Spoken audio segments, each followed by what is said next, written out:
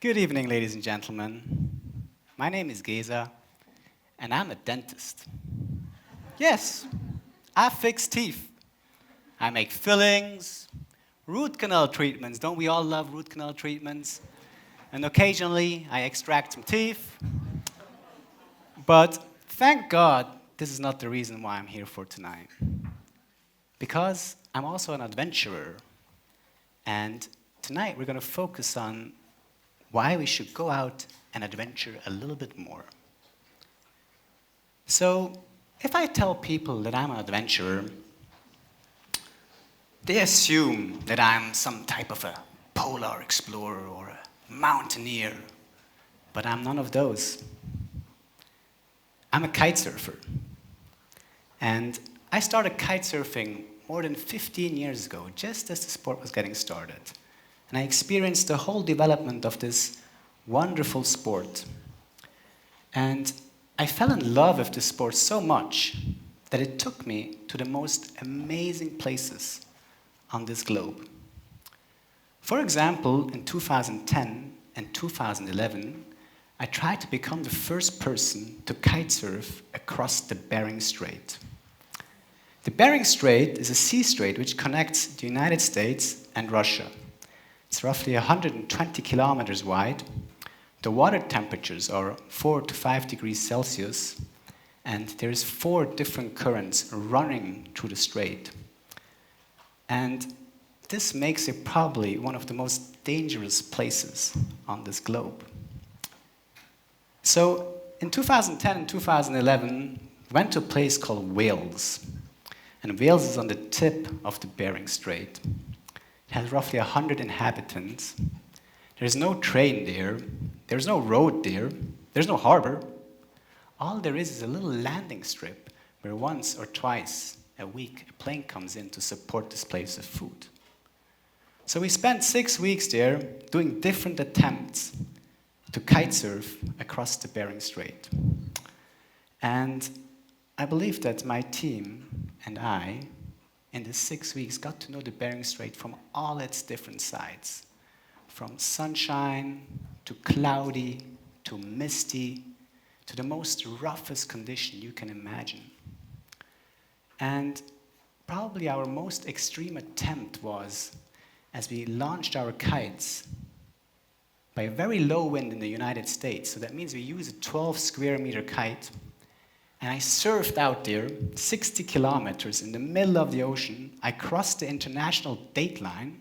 I was in Russian territory, and I saw Russia right there. I thought I could grab it with my hands.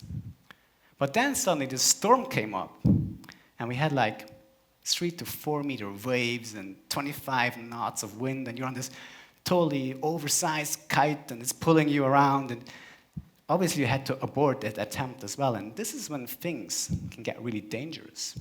Because you're in the middle of the ocean, there's total chaos going on. You release your kite, it's hanging on you somehow, and there's these big waves and water splashing everywhere, and then you have to jump onto this little 7.5 meter rescue boat.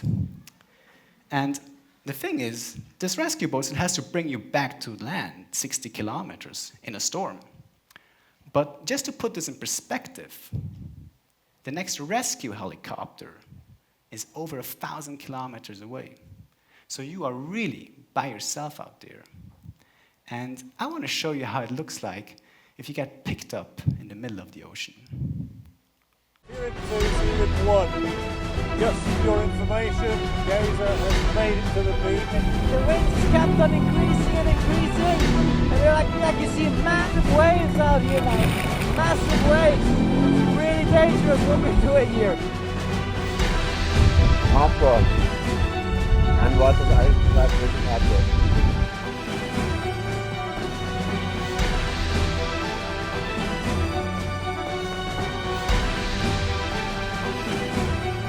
Well, there are waves here around 4 or 5 meter waves. It's freaking scary.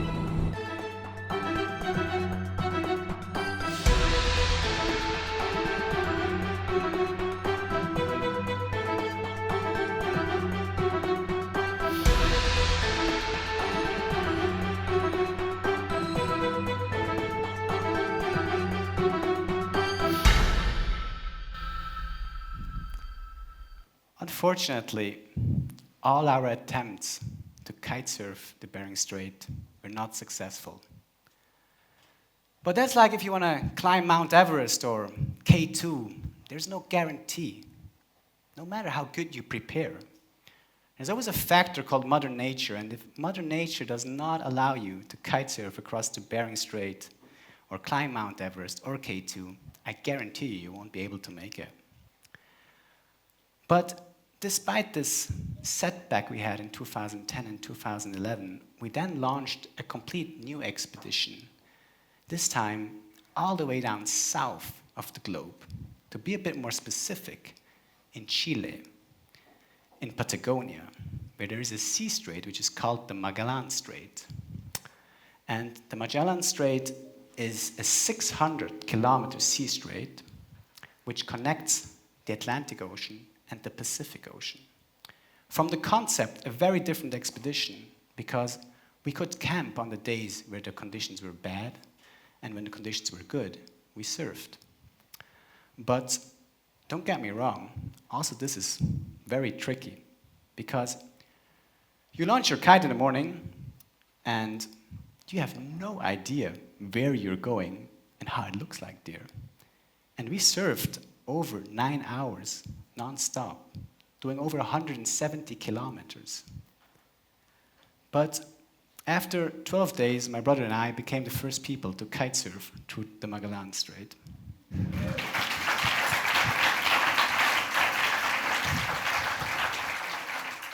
Now, if you think that the conditions of 4 to 5 degrees Celsius water and the conditions in the Bering Strait are extreme, then I want to introduce you to our latest project, which we named Arctic Challenge.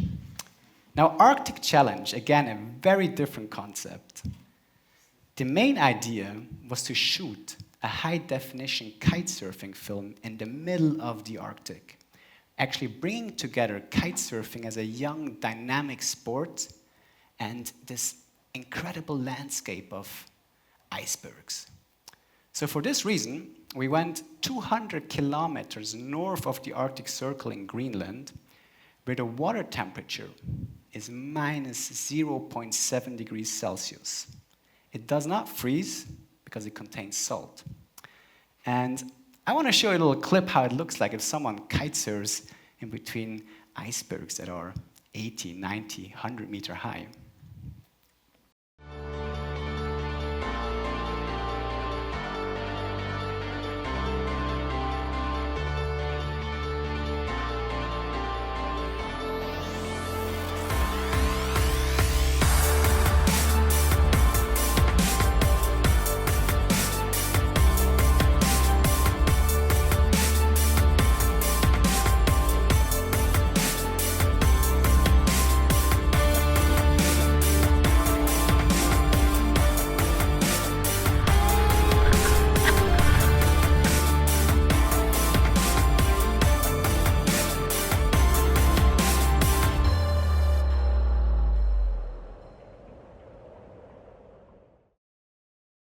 So what is it that makes us go out on an adventure?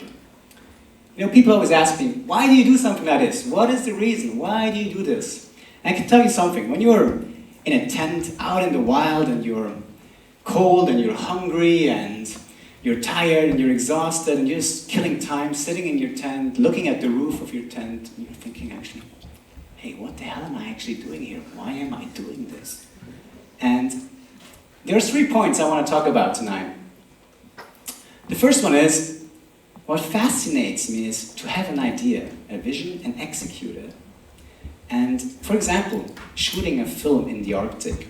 I was sitting in a bus reading a newspaper and I saw this iceberg. And I thought, hey, let's shoot a movie up there. And it's only a few microseconds in your head where some neurons click together and where you have this idea, and it's such a long way till you actually can show your final product in a cinema with 2,000 people viewing and even win a film prize. But what fascinates me is going down this road, because you learn so much, you get to meet so many interesting people, and one day you might even hold a TED Talk. the second thing is, I'll be honest with you, 90% of the time when you're out on an expedition, it's pretty crappy. I mean, you're cold, you're hungry, you're nervous, you don't know what's going to happen tomorrow, you're under time pressure. But thank God, our brain and our body is constructed that we forget about all those bad memories, and what stays are the beautiful ones. And it's a wonderful feeling to be able to share these memories with my brother, my family, my good friends. And I believe that one day when I'm lying on my bed dying, I'll probably look back and say, you know what, actually we did some pretty cool stuff out there. And the third thing is that I truly believe that we all were born as little adventurers. You, all of us were born as little adventurers, because as a child, we're all curious. We go and look what's around the next corner till your mom says, hey, come on back, kid. Or you see fire for the first time and you're fascinated about fire. But we somehow grow up in a society where everything is so limited. There's rules, there's laws, there's boundaries. You're not allowed to do this, you can't do that, you have to be at work at 8 o'clock, you have to pay taxes, and so on. And there's this very, very little space to be on a place where you can control all the elements, where you're outside of your comfort zone. But I believe that it's exactly there, at the place where you can control all the elements, where you're outside of your comfort zone, where you learn a lot, where you grow as a person. But the most beautiful thing is that you get to know yourself. Who are you? How far can you actually go? Where is your limit? And I'm not saying that we all have to go out and kite surf the Bering Strait or shoot a film in the Arctic. No. Hey, I'm a dentist. I fix teeth. And I have my little dreams and ideas, and we all do. And some people just want to go out and learn a new sport, or go biking, hiking, running, climb a hill, climb a mountain, bungee jumping, I don't know, whatsoever. But the crucial thing is that we wake up in the morning and say, hey, today I am going to go and do this. And only this will bring you really forward in life. So I want to encourage all of you here to go out and adventure a little bit more. Thank you.